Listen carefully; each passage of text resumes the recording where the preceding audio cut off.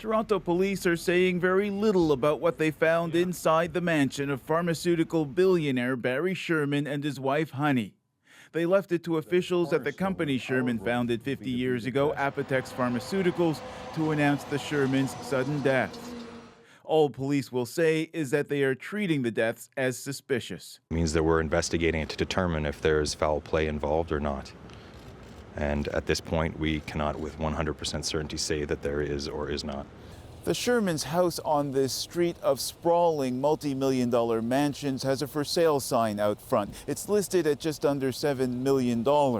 Their neighbors, who declined to do on-camera interviews, say the Shermans were friendly and social. One neighbor who was home throughout the day said he didn't hear or see anything at the Shermans' house until police arrived.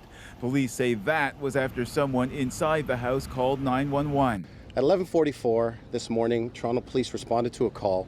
It was a medical complaint, and we had fire and ambulance attend as well. We've discovered 2 bodies of people inside a home here in the Bayview Avenue and Colony Road area. Police say the coroner will do a post-mortem on the bodies tomorrow to try to determine the precise circumstances of their deaths. Ron Charles, CBC News, Toronto. Now, as good as the Shermans were at making money, they were just as adept at giving it away, gifting millions and millions to charities. But as Renee Filipponi explains, they also weren't strangers to controversy. Strong-willed, outspoken, and incredibly entrepreneurial. That's how Barry Sherman is being remembered tonight. Can a drug company say to you, if you want this tablet, give me everything you've got? Give me all your money? He started Apotex in 1974 after buying out his uncle's smaller company. It grew to become the largest producer of generic drugs in Canada. He was the bane of the existence of the branded drug companies in Canada.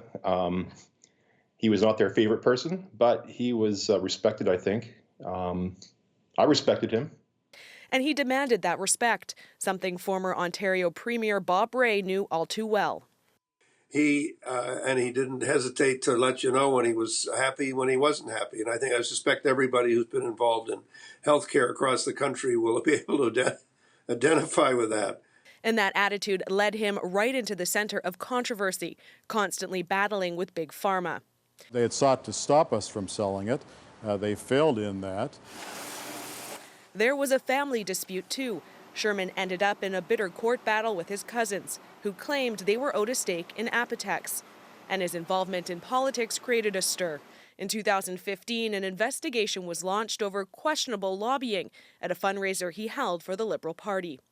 Along with being a shrewd businessman, Barry and Honey were also generous, giving tens of millions of dollars to hospitals, universities, and Jewish organizations. Their success, they were extremely successful in business, but also very, very giving people.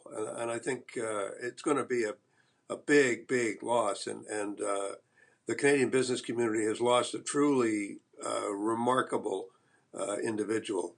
A shock to many today as they reflect on the life of a man who not only shook up the drug industry, but also gave back to his community. Renee Filipponi, CBC News, Toronto.